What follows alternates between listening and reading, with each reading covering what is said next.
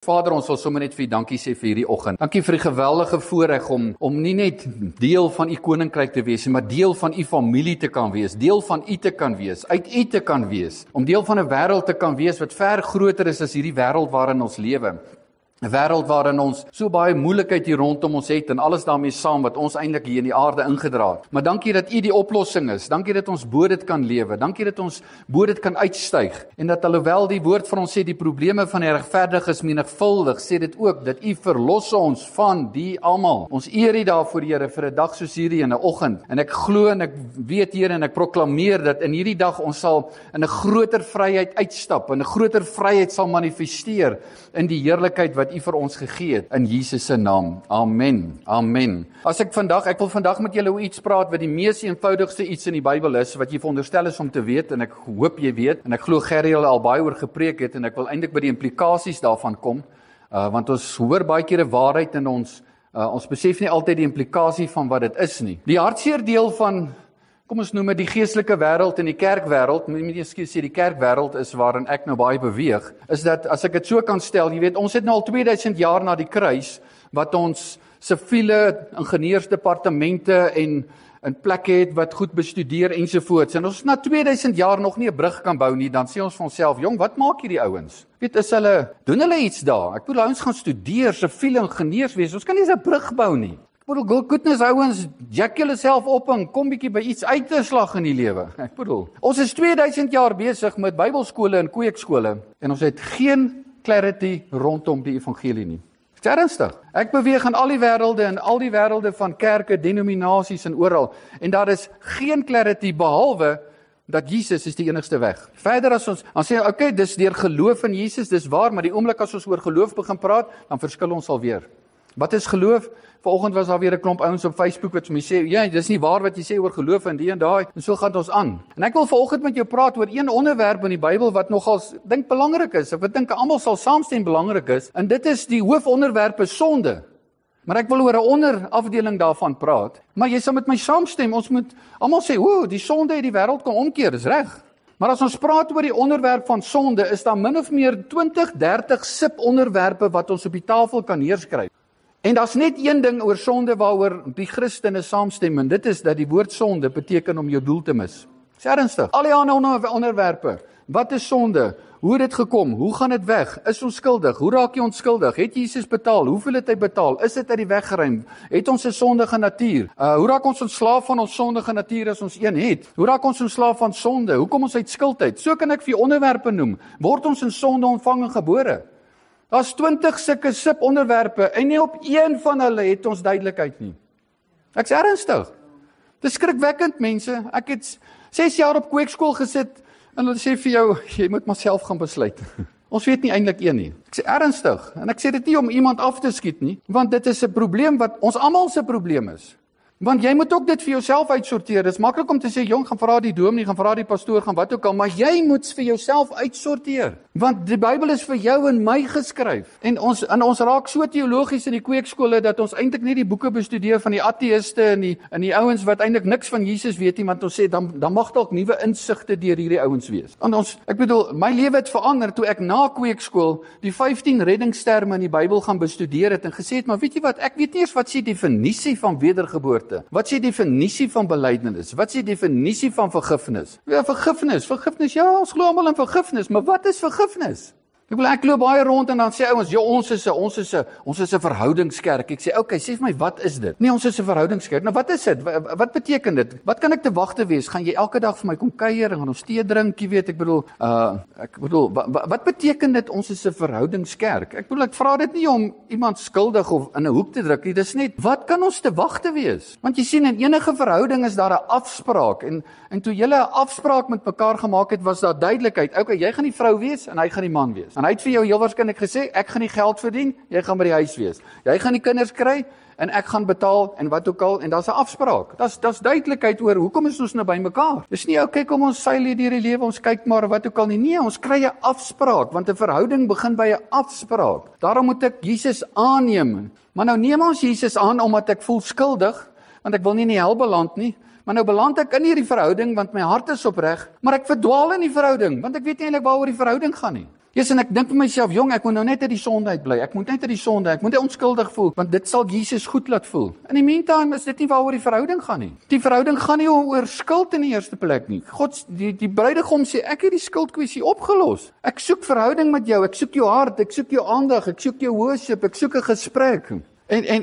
En ek bedoel, ek sit vanoggend die radio aan op pad hiernatoe.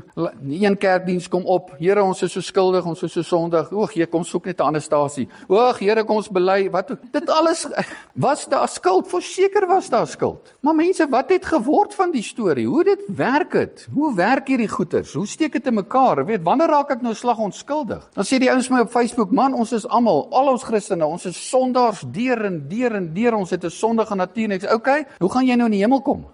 Waar gaan jy nou van die ding ontslaa raak? Want al wat oorbly is die dood, sanctification of die vagevuur. Want die kruis het nou nie geslaag nie. Want jy was nou klaar by die kruis gewees en dit het nou nie die job gedoen nie. So wat gaan nou die job doen? Nee, mens moet nou nie so dink nie. Ek sê my vriend, is belangrik. Want ek sê nou vir jou, ek gaan jou nie in die hemel sien nie.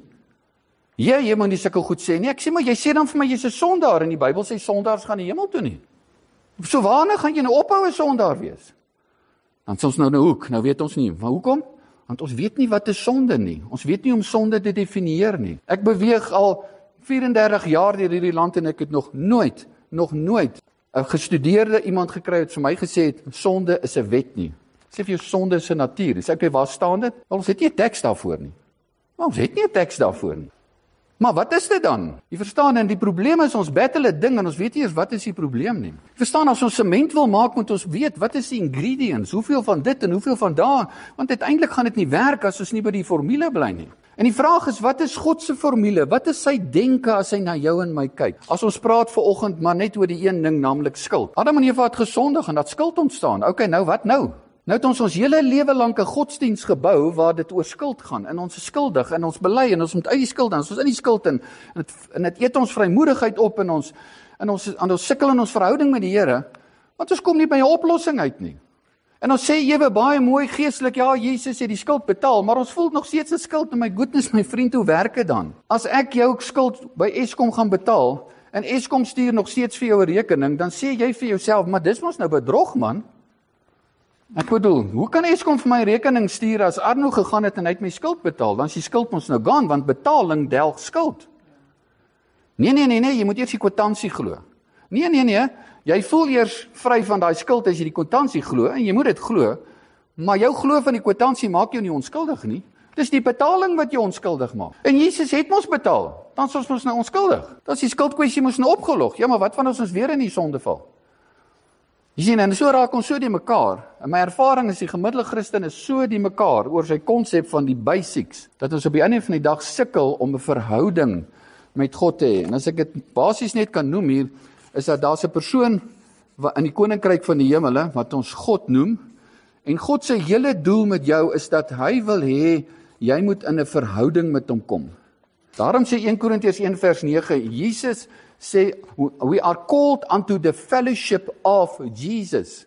Daar staan nie ons is geroep tot die fellowship met Jesus nie, of Jesus. Wat is Jesus se fellowship? Die Vader, die Seun en die Heilige Gees. Jesus het gekom sodat jy en ek mag toetree tot die drie-eenheid en mag praat met die Vader, die Seun en die Heilige Gees. Met Jesus ook, ja. Maar ons is nie net geroep tot Jesus nie. Hy het die werk om doen, hy is die deur, hy is die toegang. Maar ons is geroep om toegang te kry tot die Vader, die Seun en die Heilige Gees, want God het Adam geskape uit hom na sy beeld en gelykenis. Die Bybel sê Adam, Lukas 3 vers 38, was die seun van God. Waar hoort die seun? Die seun hoort by die Vader. Die seun hoort in die familie. Wel, dis die beginpunt. En jy moet altyd onthou, as ons praat veral oor enige teologiese saak, moet nooit vergeet dat dit alles gaan om uiteindelik 'n beter verhouding te hê. Want as dit nie lei na 'n beter verhouding met God nie, waarmee is ons besig?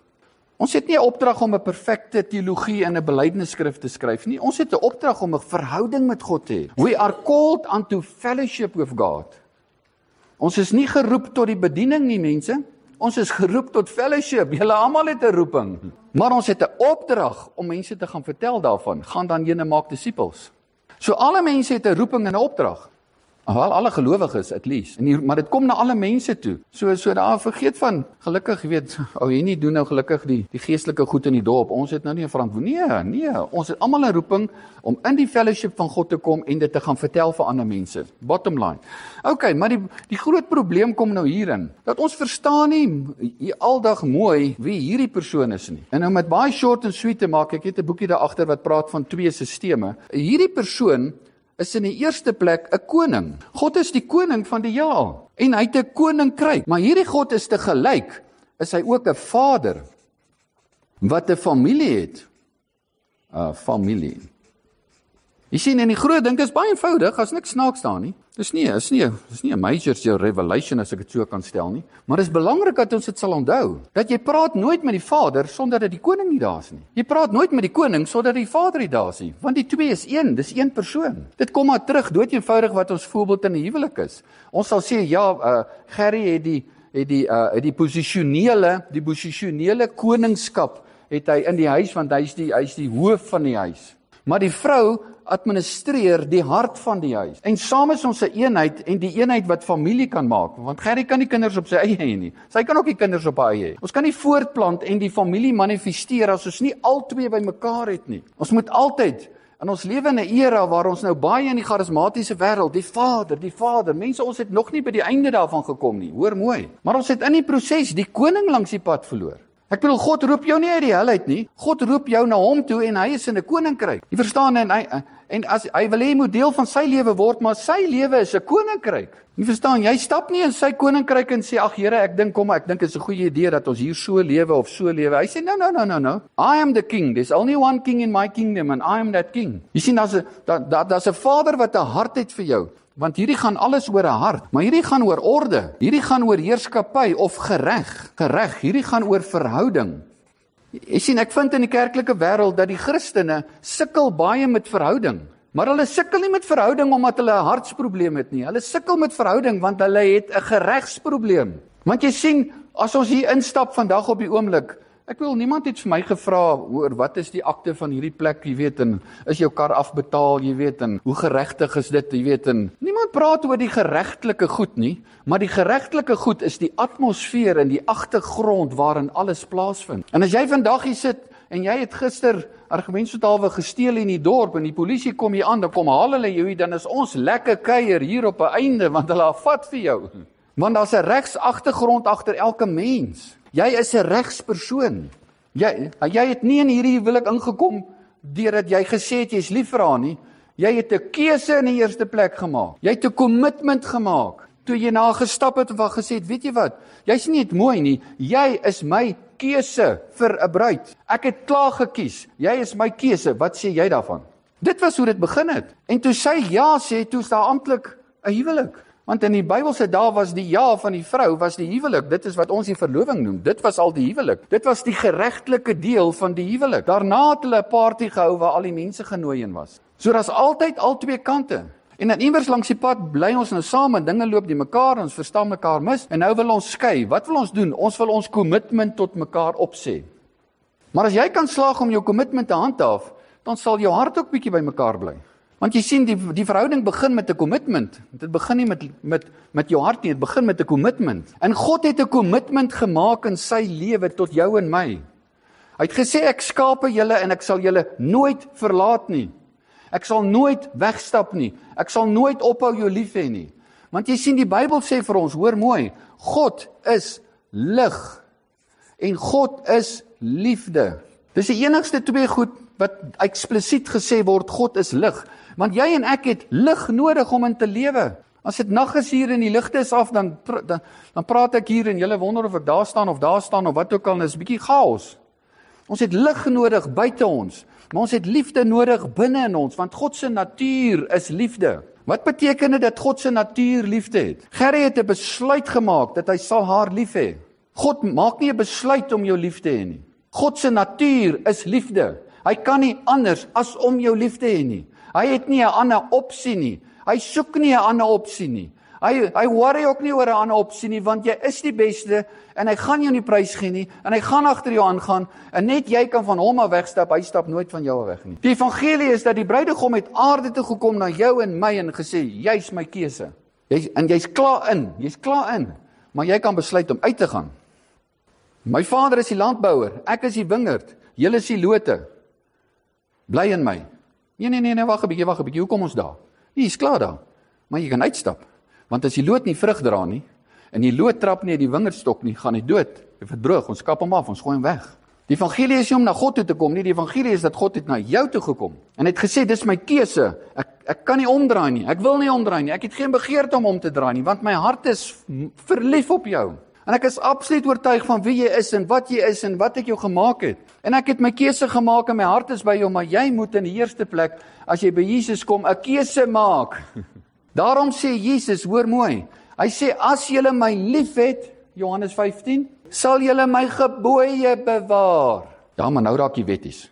Kom, nou nie wetties raak nie. Ons is nou klaar met die wet, jy verstaan. Ja, maar die wet is nou nie meer buitekant, die wet is nou binnekant. Die wet het nie verval nie, is vervul. Hy's geskuif van buite van kliptafels na die hart toe. Dis dit 'n ander dimensie. Die wet in die Ou Testament het gelyk asof dit net op tafels is, harde reëls en regulasies. Maar nou dat Jesus gekom het, sien ons, nee, dis 'n hart. Dis nie 'n wet nie, dis 'n hart, maar dis 'n wet. Want alles in die Bybel is 'n wet, want God in homself funksioneer volgens wette. Die wet van vryspraak, die wet van die gees van die lewe, die wet van liefde, die wet. Daar's 5 of 7 wette in die Nuwe Testament. Is nog al die pad geldig, is net innerlik. Jy sê, ja, maar, sê ek, weet jy wat? Ek sê, baie keer as Mariaan gepraat het, dan sê sy vir ons, luister, as jou man vanaand 10 jaar 'n koek wil hê, staan, dan gaan bakkie vir hom 'n koek. Wat? Wie my sê, ek laat my nie so deur 'n man manipuleer nie. Ja, okay. Maar dit geld ook net vir een man. Nie alle mans kan dit vir jou sê nie, net een man kan dit vir jou sê. Maar as sy was 6 keer swanger en dan word sy 4 uur in die nag wakker, en dan is sy lus vir 'n chocolate. Sy is lus vir 'n chocolate. En dan moet jy nou besluit of jy haar nou gaan aankla, man, jy moet ander tye kry om van chocolates te hou. Of jy besef, ek is hier om hierdie hart te diens. So ek maak 'n besluit en trek my klere aan en ry garage toe en koop vir haar 'n chocolate uit my hart uit en sê, hier is vir jou 'n chocolate. Hoekom? Omdat dit 'n wet is? Nee. Omdat dit is my lewe, dat 'n persoon wat besig is om my uit sy hart uit te dien, ek iets voor kan doen, at least uit my hart uit. En al is dit ongemaklik, dan is dit nog steeds fyn. Want jy gaan in elk geval nog beloon word ook deur God daardeur, want alles wat jy aan haar gedoen het, vanaf 'n glas water, is opgeskryf in die hemel en jy gaan van alles beloning kry. So, hou op. Jesus, dis ongemaklik. Man, vergeet van ongemaklik. Ons is hier om te dien. Jesus het kom dien. Jy sien, want ons vergeet, dit gaan oor 'n verhouding, dit gaan oor 'n keuse en dit gaan oor 'n hart, en hierdie twee goed is altyd saam, jy kan nie die twee skei nie. Die Vader is nooit sonder die koning. Openbaring 1 vers 5 sê, dat God het gekom en hy het ons gemaak konings en priesters van sy koninkryk. Dis wie ons is.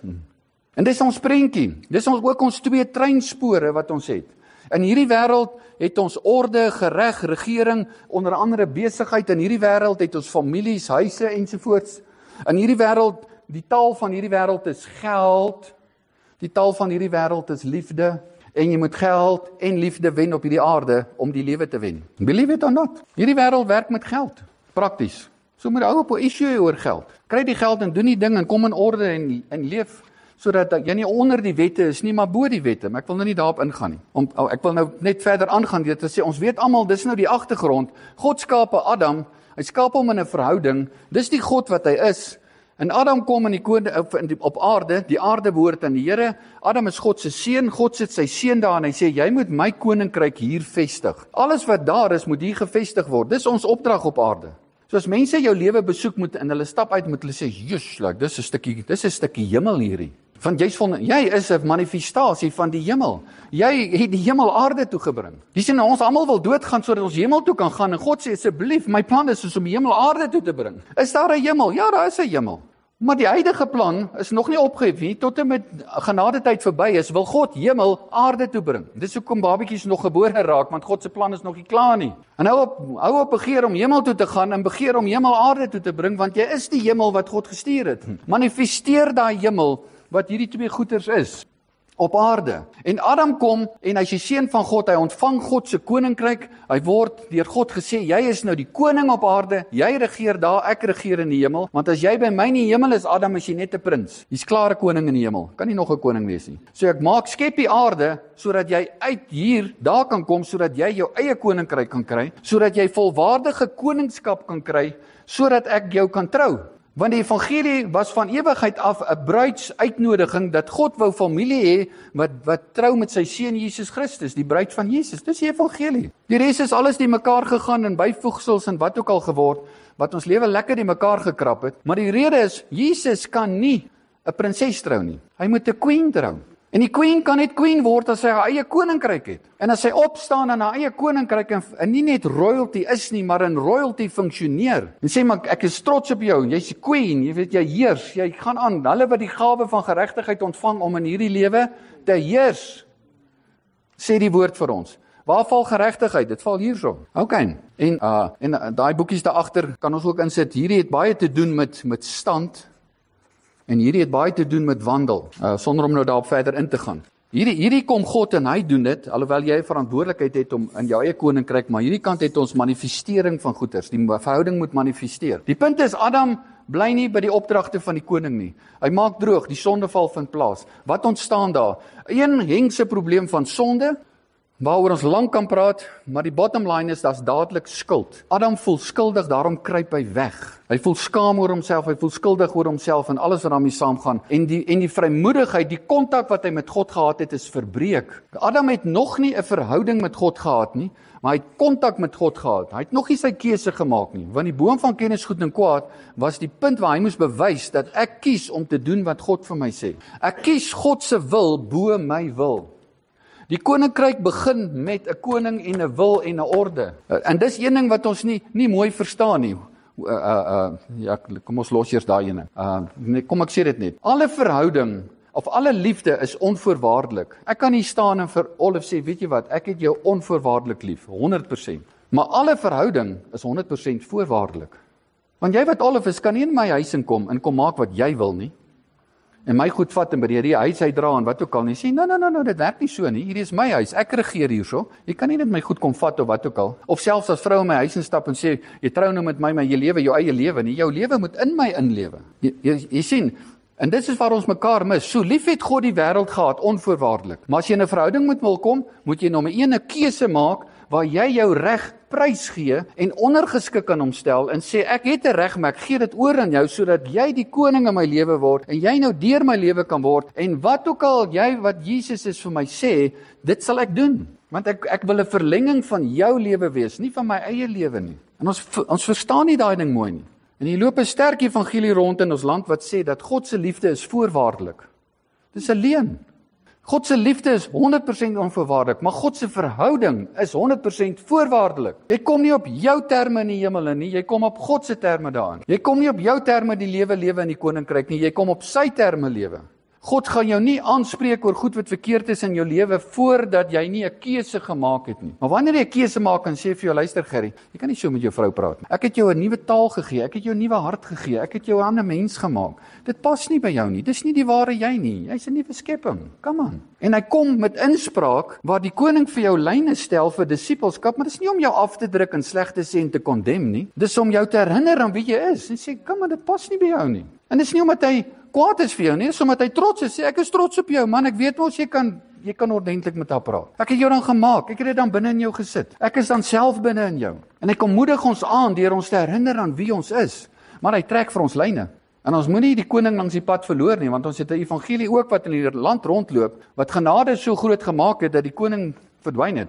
Nee, wat die koning voel so goed oor almal, jy weet, hy's almal lief, so almal gaan nou maar hemel toe en weet ons moet maar net aanhang en ag ongelukkig val ouens diep in sonde en ander nie. Nee. Dit staan nie in die Bybel nie. En ons is nie wetties nie, want ons is ook nie in goedkoop genade nie. Dis baie belangrik. En Adam het sonde gedoen en dat skuld ontstaan. En ek wil so 'n bietjie fast trek en dan weer terugkom na Adam toe. En iewers het die verhouding verbreek geraak en die Bybel sê dat 'n skeiding gekom. Hoor mooi, daar's 'n verskil tussen skeiding en afstand. Daar was 'n skeiding. Die Bybel sê dit duidelik. Die wet van die gebooie en die ding en die goed het skeiding gemaak, maar daar was nie afstand nie, want God was aan die ander kant van die muur. Ons het net nie geweet hy's aan die ander kant van die muur nie. Ons het gedink hy onttrek. God het nie onttrek nie, want hy het by sy keuse gebly, want net na Adam sondig, stap God in die tuin van Eden in.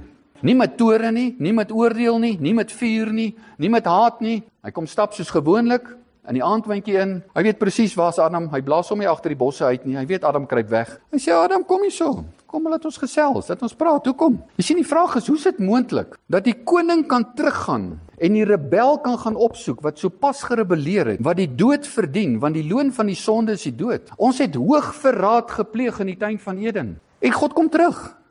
Dit is nie normaal nie. In 'n koninkryk werk dit nie so nie. Maar wat is dan hier in die gang? Ons lees dit mis. En God kom en hy sê heeltyd aan die kant van die mens. Hy sê Adam, ek is met jou, ek is by jou. Hy sê en God kom en hy maak allerlei reëls as koning. Hy sê byvoorbeeld daar in Romeine 5 vers 13 dat ek gaan nie die sonde toereken of skuldig verklaar voordat daar nie kennis daarvan is nie. So hy skep 'n tyd waar hy sê, weet jy wat, die sonde, en ons kan dit sien want die dood was daar, want die sonde was daar, maar hy sê, ek spreek vry, want daar's nie 'n wet dat jy weet wat's fout nie. En toe kom die wet van Moses, toe voel ons nou eers skuldig, want nou weet ons wat aan die gang is, maar toe gee God vir ons offers, en hy sê, maar weet jy wat, solank as wat jy offer en 'n duifie bring, en 'n skaapie bring, dan is jy onskuldig, dan kan ons aangaan, maar dit los nie ons probleme op nie. Die probleem is nog steeds hier, want die probleem is nie die skuldige gevoel nie, die probleem is die sonde is nie meer gedeel nie, want daar het 'n wet van sonde gekom, waar die duiwel weens ons keuse 'n reg gekry het, om as dit ware 'n beheerreg oor jou te sit, dis soos om 'n bak oor hierdie ding te sit, en hy sit hom oor hom, en alles hier binne is in duisternis. En die duiwel kry 'n beheerreg oor die mensdom, hoor mooi, nie besitreg nie. Die duiwel het nooit enigiets op hierdie aarde besit nie. As ons hier sou sit en ek weet ons gaan nou lekker wees en ek reël iemand intussen dat gou Gerrie se kar steel, jy weet, en kom ons uit, Gerrie se kar is gesteel. Maar 'n maand later vind hy staan daar by my in Pretoria. Want ek het iemand gereël om hom soontoe te vat, jy sien. Die polisie kom nie en hulle betaal my en sê ons gaan nou Gerrie se motor vir hom teruggee nie. Hulle kom konfiskeer hom. Want die dief kry nooit eienaarskap nie. Die duiwel is 'n dief. Die dief kry nooit eienaarskap nie. Hy kry beheer, ja, maar hy kry nie eienaarskap nie, totdat dit teruggekonfiskeer word. En ons is so besig om vir die duiwel eer te gee. Want jy sien, by die sondeval is ons nou uit die duiwel gebore. Goednis, mense, die duiwel kan nie eers geboorte gee aan demone nie. Hoe wil hy geboorte gee aan jou, wat ver vlakke bo hom is? Jy was nie uit die duiwel gebore met die sondeval nie.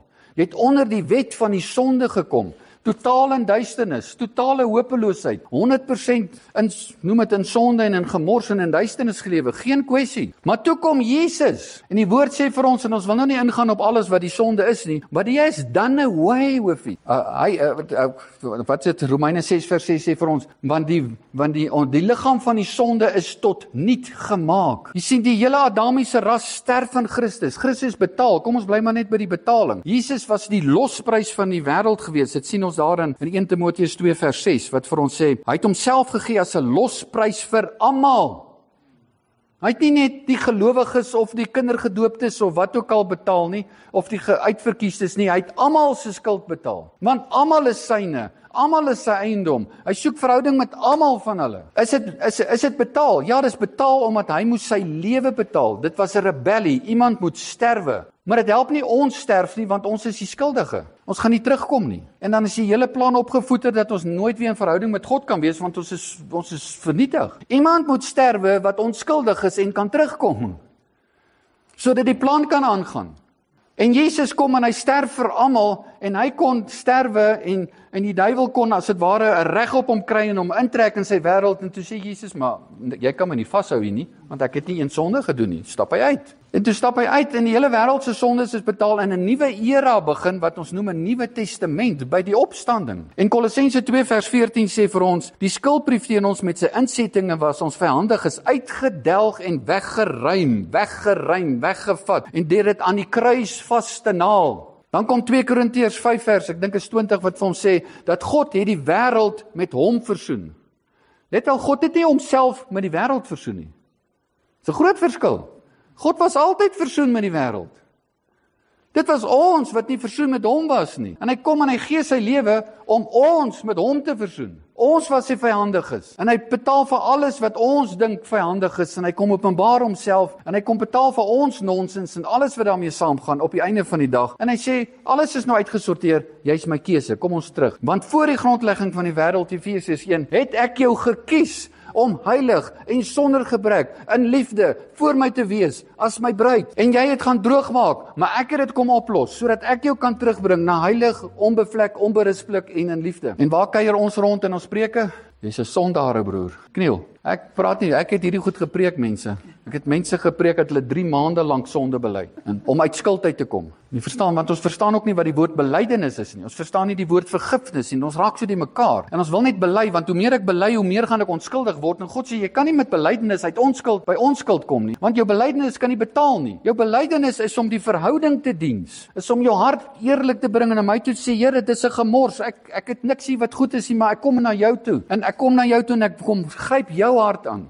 Belydenis is nie om vir die Here te vertel hoe verskriklik jou sonde is nie. Hy weet, hy het gesterf en dan daarvoor. Hy's nie gaan poneer hoeveel sondes jy kan opnoem en kan oplys en wat ook al. Ek het 'n 9 bladsye sondelys gehad. Ja broer, en ons bely, ons vertel vir die Here die dieptes van hierdie duisternis. En dan gaan God nou impres wees met my. Here sê, waarvan praat jy? Hou op daar, kom terug na my toe. Ek het die ding opgelos. Kom praat met my. Ek soek jou hart. Jy's net besig om my te rob van fellowship terwyl jy met die sonde fellowship. Klink mooi, jy bely jou sonde, maar jy bely jou sonde verkeerd. Ons is nie teen sondebelydenis nie, maar jy bely dit verkeerd. Jy fellowship eintlik met jou sonde in plaas dat jy met my kom fellowship oor jou lewe. Want in my wêreld is daar heerlikheid, daar's hoop, daar's vryheid. Maar jy sit in onkunde en jy sit in fellowship met al hierdie skuld teen jou, maar ek het dan betaal.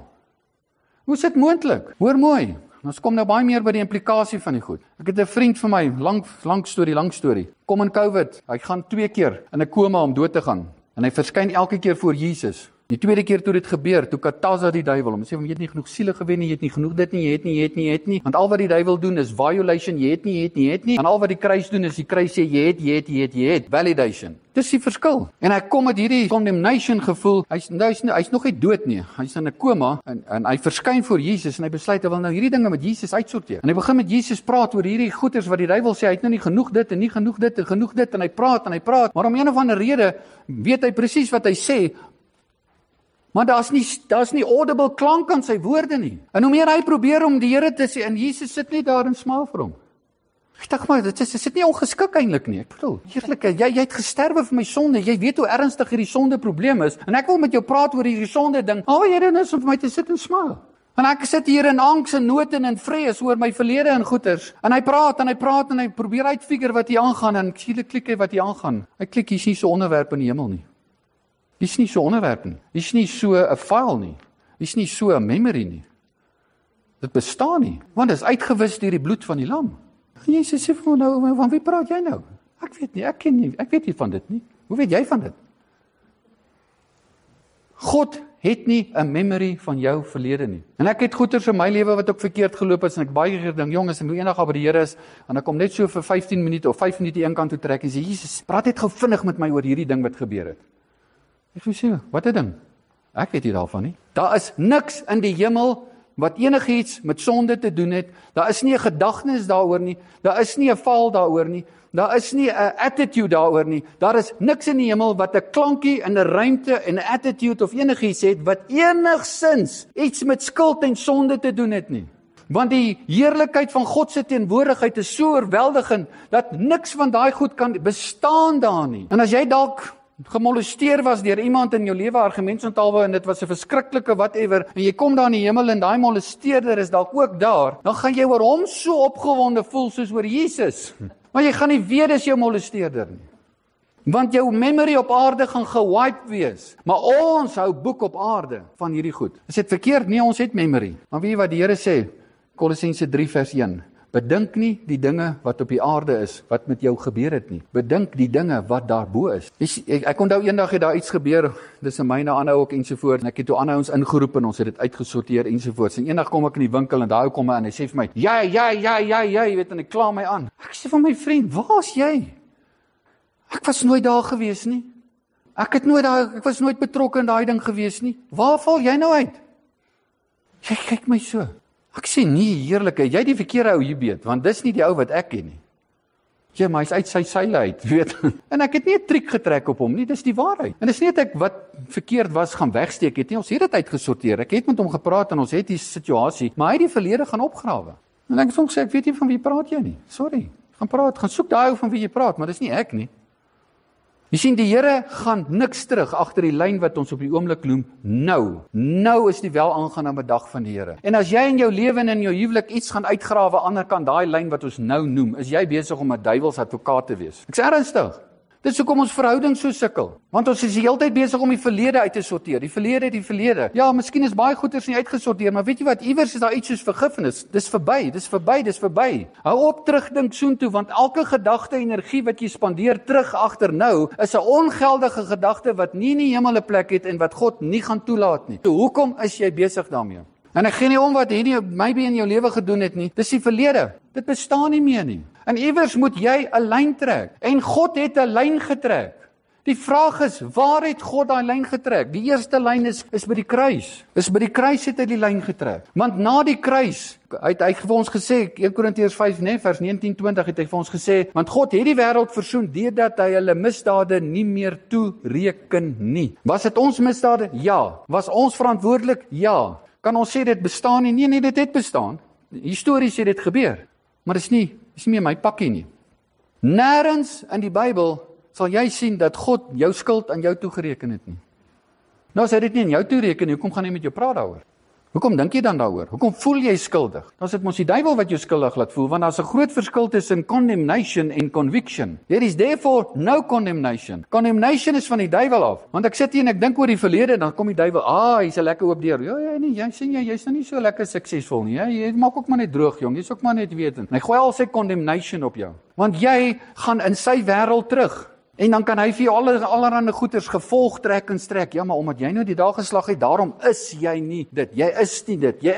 Jy is nie 'n goeie ma, jy is nie 'n goeie pa, jy is nie. Want dis al wat die duiwel sê, is nie. Want dit is identiteitspyle wat in jou gees ingaan. Hy kom sê nie vir jou die ding is verkeerd nie. Ons weet dit is verkeerd. Maar hy kom vat daai verkeerde ding en hy sit hom in 'n pyl, 'n identiteitspyl wat vir jou sê jy is nie. So hoekom is ons in daai wêreld? Hoekom beleef ons al hierdie skuldgevoelens? Dis omdat ons agter die nou lewe. En ons lewe nie binne die bloed van die lam wat sê ons het die verlossing gekry deur die bloed van Christus wat gevloei het. Ja, daar was 'n dag waar jy dit gehoor het, daar's 'n dag waar jy dit aangeneem het en die kwitansie vir die eerste keer geglo het en vir die eerste keer het jy dit ervaar in die vlees. Maar jy was onskuldig. Ten minste van die kruis af. Daar is niemand gaan hel toe omdat hy skuldig is nie. Niemand gaan hel toe omdat hy sonde gedoen het nie. Sien dit nêrens in die Bybel nie.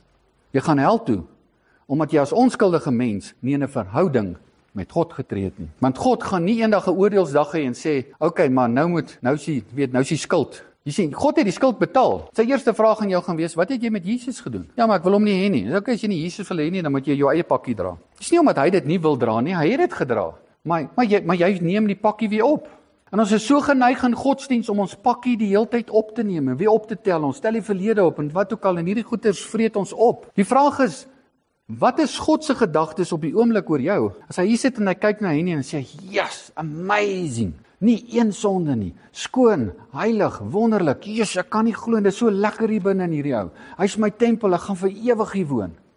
Hy praat oor niks anders nie. Ja, en wanneer Henny nou iets doen wat verkeerd is dit nie verkeerd dat Henny na die Here toe gaan en sê, "Here, sorry. Dit wat ek vir Oliver gesê het is verkeerd. Ek het haar nie behandel soos 'n volwaardige kind van U nie en want ek kom vandag terug en ek sê vir U dankie dat ek is 'n kind van U. Ek kan praat soos U, ek kan hanteer soos U en ek dankie vir wat ek gekry het. Ek dankie vir wat ek gekry het want die woord dankie is die werkwoord van die woord genade." Amazing. Paulus sê ek dank die Here. Hoekom? Want hy het genade gesien. En hy het nie nodig gehad om in die ander kant van die nou te gaan en te gaan sit en opstelle skryf oor die negatiewe nie. Nou moet ons eers jou oupa en jou ouma en wie ook al gaan soek in die verlede en daar. Ja, miskien was daar gemors. Maar God sê, ek het dit uitgesorteer. Ek het daai regslyn getrek en jou verlos daarvan. Maar jy gaan sit en, wat gaan jy nou doen? Gaan jy jou oupa oproep? Gaan jy hom in die graf besoek? Wat gaan jy nou doen? Ek doen die regskant, die werk van Jesus Christus, hoor my mooi mense, die werk van Jesus Christus by die kruis was 'n regswerk, 'n geregswerk. Die werk van Jesus Christus vat nie mense hemel toe of uit die hel uit nie. Jesus het nie gekom om jou te red van die hel nie. Jesus het gekom om jou te red van die wet van die sonde, sodat jy weer vry kan wees, sodat jy 'n keuse kan maak vir Jesus en jy in aanhalingstekens eintlik jouself red van die hel. Want Jesus kan nie jou keuse vir hom maak nie, jy moet dit maak. Maar jy kan dit ook nie maak as hy nie jou eers vrygespreek het nie. So, hoor my mooi, ek sê nie jy het nou krag, maar dis die punt. Jesus het nie, die hel en die hemel is nie die issue nie, mense. The gospel is not about the place, it's about the person. I want to bring you back to the person of the Father. Want jy by die Vader is jy in die hemel, wat hoor jy? Jy weet, dit is, ons verkondig die evangelie binne hierdie formaat. Jy weet, nou ontmoet ek vir Gerry en sy vrou, jy weet, en dis nou voor hulle getroud is, jy weet, nou sê ek vir jong, vir jou sê, jy moet met hom trou. Dis nou voor in sy teenwoordigheid. Hy het lekker geld, jy weet, en hy het karre, en hy het 'n huis, jy weet, en dis jy gaan lekker lewe, man, jy weet, moenie worry nie, jy weet, en nou sit hy daar en hy dink maar, wat se advies gee jy nou hier so vir? Sy moet my trou vir my, goed. Ek dink sy trou my vir wie ek is. Ja, jy moet Jesus aanneem, dan is jy onskuldig, en dan gaan jy uit die hel uitkom, en dan gaan jy in die hemel wees, en jy gaan voorsiening kry, en jy gaan dit kry, en jy gaan dit kry, jy gaan al hierdie dinge kry. Jesus sê maar, ek dink, jy maak 'n keuse vir wie ek is. I praise you for who you are. Maar luister, as jy regtig as bruid die hart van die bruidegom het jy al sy goed ook. Maar die goed is nie die motivering nie. Hy is die motivering. Sy hart is die motivering. Luther het gesê, ek weet nie of ek te lank aan. Luther sê, as Jesus in die hel is, wil ek hel toe gaan, want dan sal die hel en die hemel in die hel wees. Ek wil net by Jesus wees. Maak nie saak waar. Hy moet dit uitsorteer waar sy huis. Ek bedoel nie my worries nie. Al wat ek moet uitsorteer is ek moet terugkom by hom. Ek moet in 'n verhouding met hom kom. En ophou die verlede en al hierdie goeders intrek asof dit die vreeslike grootste en die whatever ensovoorts. Jy weet, en ek bedoel, dit is soos 'n vrou nou trou Olaf met Henny en sy sê vir hom, "Joanie, ek moet jou net vertel. Weet jy ek nou met daai ou gekeis was. Jy weet, en toe dit nou gebeur en jy weet, en dan sê okay, ons hoor net maar en môre sê, maar weet wat, daar was nog iemand met wie ek gekeis was en dit. En sy kan nie ophou praat oor almal met wie sy gekeis was. Nee, sê maar, luister Olaf, jy het mos nou met my getrou. Die ander is mos nou af van die toneel af. Ek bedoel, dis mos nou gone. Jy's meer opgewonde oor die ouens met wie jy gekeis was as wat jy oor my is. En ek is jou man. Here, ek moet jou net vertel van hierdie eskapade van my sonde daar en daai, toe ek in die duiwel daar in daai gat was. Here, jy moet net hoor hierdie ding toe ek in die duiwel daar in die gat was. Ja, ek dink jy's nou met my getroud. Ek dink jy het amen gesê vir my. Ek is die bruidegom. Ek dink jy's geopponeer met my. Nou hoor ek al wat jy met my praat in gebed is soos al die dinge en die goeters en die sleg en die verkeerde en dit voel baie geestelik. Die Here sê nee, hierdie ding is nie 'n verhouding nie. Jy's net hier vir die voordele wat ek vir jou kan gee. Jy's nie hier ter wille van my nie. En God het iets gedoen wat immaculate is, mense. Immaculate, want hierdie is nie die einde van die storie nie. Die beste teks in die Bybel van die Nuwe Testament is Johannes 3 vers 16. Wat vir ons sê, want so lief het God die wêreld gehad, dat hy sy enige gebore seun gegee het om hierdie hele gemors geregtelik uit te sorteer. Sodat nadat hy dit geregtelik uitgesorteer het, elkeen wat dit glo, kan deel word en ingeneem word vir altyd binne in die familie. Hy's gekies, ja, maar die oomblik as jy ja sê, dan is jy in die huwelik. Want God sê, die skuld is betaal by die kruis. Daar is nie 'n onskuldige mens in die daar's nie 'n skuldige mens in die Nuwe Testament nie. Alle godsdienste begin by skuld. Christendom is die enigste iets wat begin by onskuld. Beteken dit ek mag nooit met iemand praat oor dat daar 'n sondeval was en dat daar skuld was? Nee, dis nie die punt nie. Die punt is nie dat ons nie oor sonde mag praat nie. Die punt is uit watter perspektief praat jy oor sonde? Praat jy vanuit skuld, en jy sondige broer, en jy beter bely, en jy beter, sodat, want godsdienst is altyd iets wat jy moet doen, sodat jy arriveer, sodat jy onskuldig kan word. God kom en sê, weet jy wat, ek het jou gekies, ek het die geregtelike saak teen jou uitgesorteer, ek het jou op hierdie punt gebring, ek het vir jou gekies, ons begin by onskuld. Whatever ek in jou soek, het ek klaar gedoen en in jou gesit, maar jy moet jou hart vir my gee, ek kan nie jou hart kom steel soos in vat nie. Ek kan jou nie verplig nie, want dan is dit nie verhouding nie. Want jy sien, hoor mooi, die oomblik, wanneer ek en Gerry lekker vriende is, en ek bel hom en sê, Gerry, ek het 'n probleem, wil jy maar nou net R10,000 teen, maar einde van die maand gaan ek dit vir jou teruggee. Jy verstaan, einde van die maand gaan, nou kom die einde van die maand en ek het net nie. Wat gebeur? Kyk op my foon, as Gerry bel dan, is ek onbeskikbaar. Hoekom? Want ek voel ek skuld hom, ek voel ek is nie in sy goeie boekies nie, daar's iets fout. Ek wil nie in 'n verhouding wees, ek wil nie in 'n gesprek wees nie. Want jy sien, die Bybel sê vir ons, die volmaakte liefde, 1 Johannes 2, dryf die vrees na buite, want vrees sluit straf in, omdat ek glo, ek is skuldig. Dis die duiwelse proses. Jy is skuldig, okay, nou gaan ek gestraf word. Jy's nou vrees ek. En alle verhouding is by die deur uit. Want onthou, alles kom uiteindelik terug na die verhouding toe. Maar God sê, maar die teks sê vir ons, maar die volmaakte liefde, maar die liefde het nie volmaak geword solank daar vrees is nie, want God se liefde bring vrymoedigheid. Dit staan daar, vrymoedigheid. Hoekom? Want daar is onskuld. Maar nou kom ek langs die pad en nou bel Henny my en sê, jong, ek het gehoor jy skuld vir Gerry 10,000. Ag, ek het sommer gevoel ek bless you, ek betaal dit vir hom. Ja, skielik, nee Gerry, bel maar jong, bel maar, ons kan nou weer gesels jong. Die duiwel weet een ding, as hy jou kan kry by gedagtes alleen van skuld, dan is verhouding by die deur uit. En dit is geregtelik so, hoekom? Want jy kan nie 'n verhouding hê met iemand wat jy skuldig teenoor voel nie. Jy kan nie jouself wees, jy kan nie jou hart oopmaak nie. En God het dit geweet, hy het ons so geskape. Daarom het God voorsiening daarvoor gemaak. Dat God ook nie met jou en my kan praat, want dis nie dat hy nie wil nie, maar hy weet, jy gaan nie reageer nie. Want jy's die hele tyd besig om weg te hardloop, soos Adam, ons hardloop weg. Maar God het 'n oplossing gehad. Want die tweede belangrikste teks in die Bybel is Openbaring 13 vers 8 wat vir ons sê, dat die lam was geslag voor die grondlegging van die wêreld. Die lam in God se wêreld, die geeswêreld, was voor die skepping, voor die sondeval geslag gewees. En daar is 'n wêreld hieronder wat 'n sigbare wêreld is waarin ons hier leef in tyd. Ons noem dit die wêreld van tyd. En in tyd het die kruis 2000 jaar gelede in ons wêreld gemanifesteer. Maar hy het reeds plaasgevind in God se wêreld voordat die skepping daar was, voordat die sondeval daar was. So God het die betaling gehad van jou skuld voordat jou skuld bestaan het. Weet ek, my kar is skielik in vir 'n diens, jy weet, en allerlei goeders en nou sê ek, Gerry jong, leen my net jou kar. Ek het nou my vakansie is vasgemaak. Maar weet jy wat, my verhouding met jou is kosbaar. So ek wil nou nie jou kar opmors of enigiets nie. Ons vertrou dit gaan goed gaan. Maar ek gaan vir jou 400,000 deponeer want dis jou kar se waarde. Ek deponeer dit vir in jou rekening, jy verstaan. Vir ingeval iets gebeur en ons skryf die kar af en dan gaan koop jy vir jou ander ene. Nie ry ons Kaap toe en verrastig, daar skryf ons die kar af. Nou bel ek vir Gerry, ek sê Gerry, jy sal nou nie glo nie, jy kar is afgeskryf. Wat gaan Gerry vir my sê? Hy sê, yes, as jy alright, jy weet, ja, baie dankie, môre gaan koop hy vir my 'n nuwe ene. Hy het geen rede om kwaad te word nie. Hy het al die voorsiening vir dit wat verkeerd geloop het. Hoekom moet hy kwaad word? Wel, is ongemaklik, maar dit lieg, hy kan 'n nuwe een gaan koop nou man, ek bedoel, is nie eers meer, want hy syne het nou al 120,000 op. Jy sien, God het voorsiening gemaak vir alles wat kon verkeerd gaan, voordat dit verkeerd gegaan het. En ek wil afsluit met die mees dramatiese stelling wat jy dalk in jou lewe gehoor het. Besef jy, dat daar nooit in die geskiedenis, in God se wêreld, ooit 'n skuldige mens was nie. Het God geweet dat ons gesondig het? Ja. Het God dit gesien? Of course. Ek bedoel, hy is nie stupid nie, hy sien en ensovoorts. Het God boekhou daarvan? Nee. God, en dis reël, hy het dit hanteer. Maar hy het nooit die gevolge van sonde aan jou en my toegereken nie, al van voor die grondlegging van die wêreld. Want geregtelik sou dit bedrog wees indien hy dit aan ons toereken. Want die Seun het gesê, ek gee my lewe vir alles wat hierdie mens wat ons gemaak, hierdie bruid wat ons gemaak, wat deur my gemaak, ek gee my lewe vir alles wat sy gaan verkeerd doen. Nie omdat die verkeerd nou beter word, reg word, minder ernstig. Nee. Sonde bly net so ernstig as wat dit altyd was.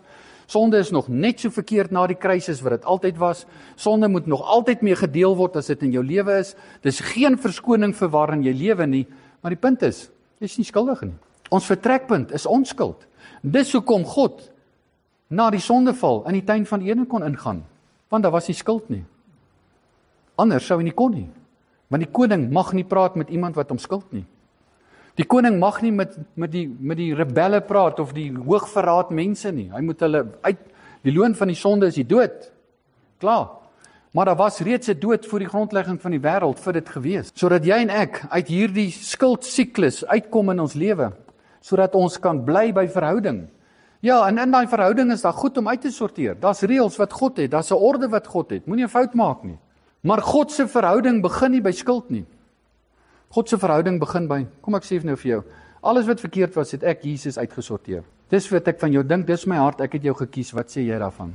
En ek onthou hoe ek in die sielkundige klas gesit het, toe ek in my dae nog in verskriklike sonde teologie was. Dan staan die sielkundige voor en sê, ons moet ontslaa raak van die kerk, want die kerk het die wêreld in 'n sonde consciousness gesit.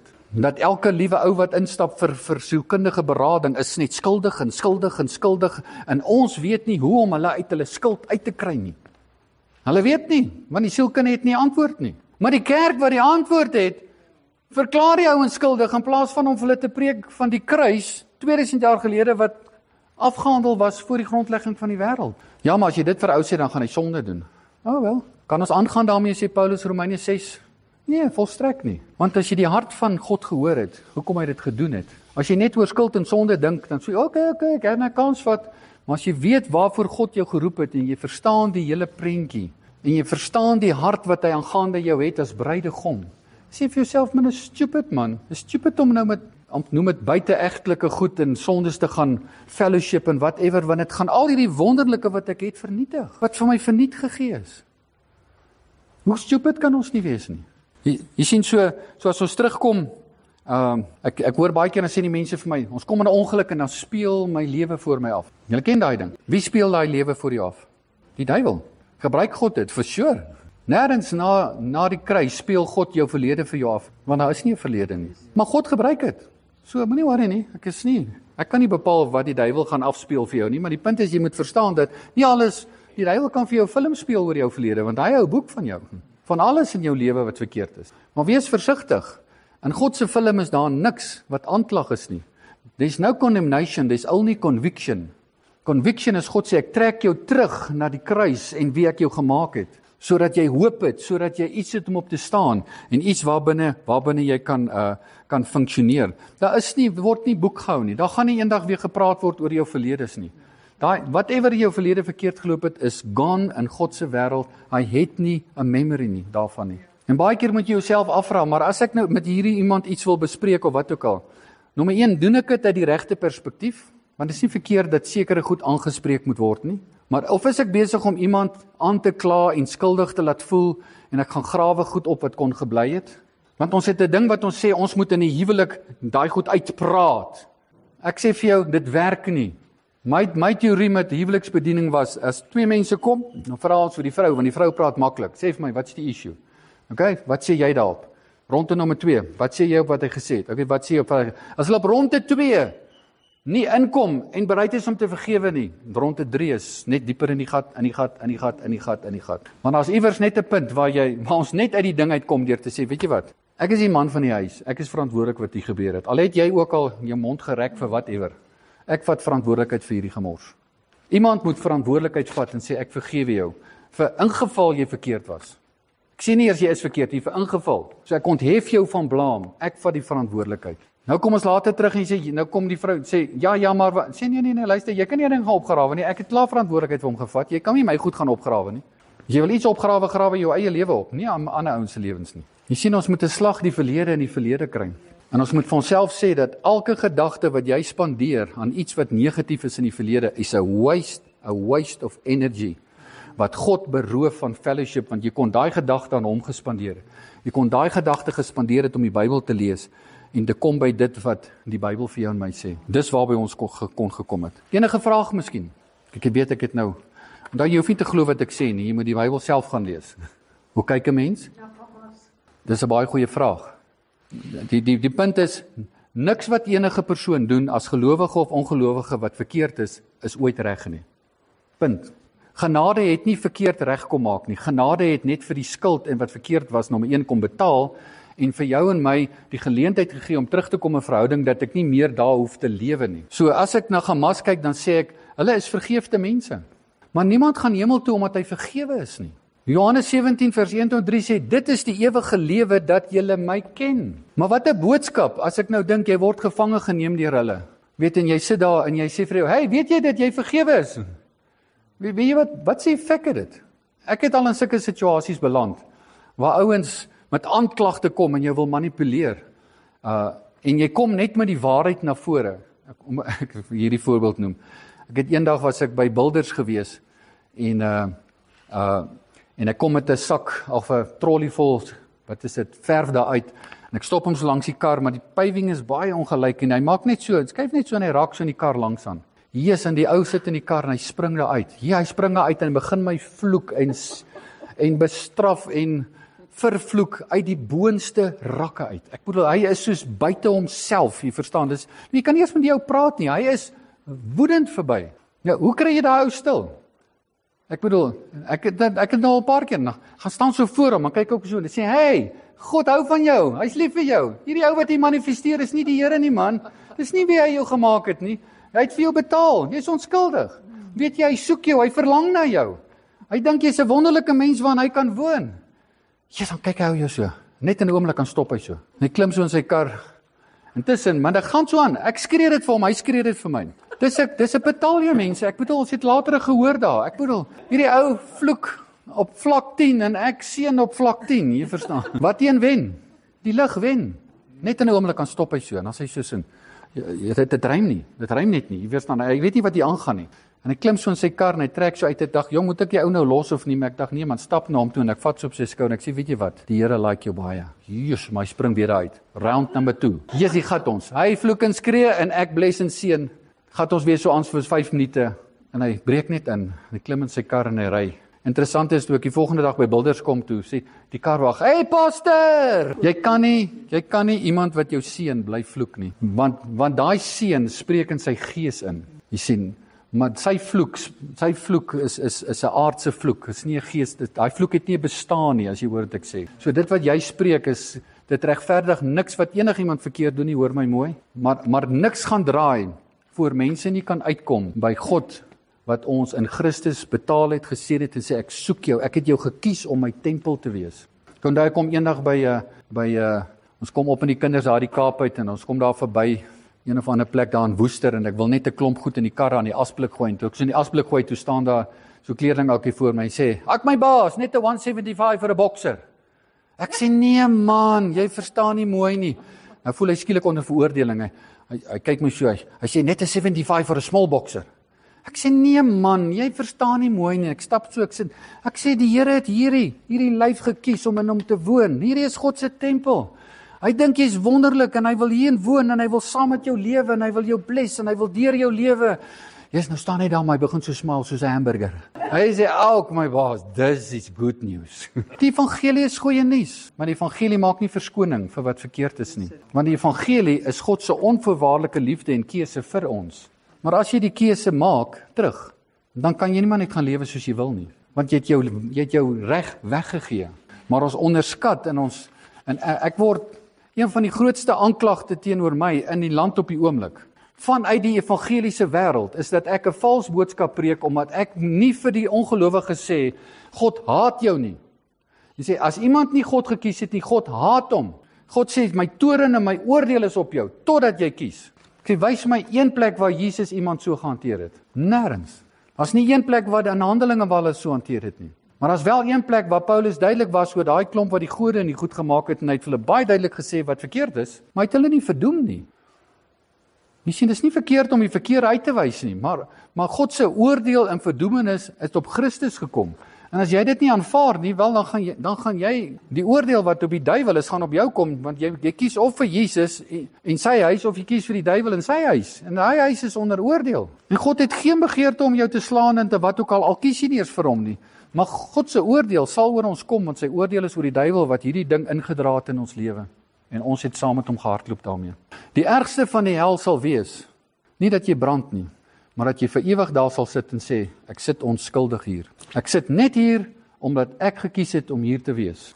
Ek is onskuldig, daar's geen rede om God my hiernatoe wou stuur of wil stuur, en hy gesê het, ek hou nie van jou, wat ook al nie. Daar's niks wat teen my tel nie. Ek is onskuldig in God se wêreld en in God se hart. En ek sê vir jou, dis die grootste begeerte onder elke liewe mens, veral in die lig van wat baie keer in die wêreld gebeur is. Dan kom hulle en sê, as ek net kan oorbegin, as ek net weer kan skoon wees, as ek net weer kan 'n maagd wees, as ek net weer, jy kan. That's what the gospel is all about. Jy kan. Want in God se oë is alles uitgekanselleer en jy begin oor. Wie kan dit vir jou bied? Wat 'n godsdiens bied dit vir jou? Daar is nie so godsdiens nie. Yes, Vader, ek wil vir U dankie sê dat U is liefde. 'n Liefde wat 'n natuur is. 'n Liefde wat nie 'n keuse wil hê nie. 'n Liefde wat nie kan omdraai nie. Nie wil omdraai nie, nie gaan omdraai nie. 'n Liefde wat nie gaan wegstap nie. 'n Liefde wat gaan betaal tot die bitter einde. En betaal het tot dit opgelos was. En al wat ons moet doen is om te bly in U liefde. Ons verdien dit nie, ons het dit nie gesoek nie, ons het dit nie uit onsself gevind nie. U het dit na ons toe gebring, want U het ons eerste lief gehad. Dankie Vader, dat wat ook al verkeerd loop, ons nie na die feite hoef oneerlik te wees nie, maar ons ook die waarheid kan weet dat ek kan na U toe kom met vrymoedigheid, want ek is nie skuldig nie, ek is wel verantwoordelik. Ek is verantwoordelik, maar ek is nie skuldig nie. En dat ons na U toe kan kom op die nuwe lewende weg as onskuldige mense om op die regte tyd gehelp te kan word. Want dis hoekom U gekom het, om ons uit al hierdie gemors te help. En U het aan die kruis gehang en gesê, it is finished. Dit het gewerk, dis oor en verby. Daar is nie meer 'n verlede nie. Daar is nie meer 'n wet van die sonde nie, wat ons vashou nie. Daar is nie meer 'n duiwel wat 'n reg het nie. Dis alles uitgekanselleer. En ek wil bid as ons uitstap, U Vader, dat ons niks van hierdie genade sal gebruik as 'n verskoning nie. Want dit is nie gegee as 'n verskoning nie. Dit is gegee as 'n liefde en as 'n hartsverklaring. 'n Commitment wat uit die hart is, waar U besluit het, betaal het en daarby sal bly, tot die einde van hierdie wêreld. Ek bid dat elke persoon wat vandag hier sit, Vader, soos ons hier sit, ons net in ons hart weer ons keuse opnuut vir U sal bevestig. En sal sê, dankie Vader, ek kies vandag net weer vir U as die Vader wat kom voorsiening maak het, wat nie kom aankla nie. U het almal van ons lief, ongeag hoe groot ons sonde is. U het voorsiening vir almal van ons se sondes gemaak, ongeag hoe groot dit is. En of dit nou ons, of Israel, of Hamas, of Amerika, of wie ook al, U het vir almal se sondes voorsiening gemaak. U het dit uitgekanselleer. Maar help ons dat ons nie soos fools daarin lewe en probeer professioneel wees in al ons sondegoeders, maar dat ons na U toe sal hardloop en uit U hart uit sal lewe. Sê Vader, ek wil uit U hart uit lewe. Ek wil nie iets anders lewe nie. En ek kan dit lewe, en ek gaan dit lewe. En ek gaan nie in sonde maar net sterwe, want ek is nie 'n sondaar nie. Ek is 'n gekose, uitgekiesde, betaalde, verloste mens. En help ons om die waarheid te ken, sodat die waarheid vir ons sal 'n vryheid ervaring gee van wat U hart aangaande ons is, in Jesus se naam. Amen.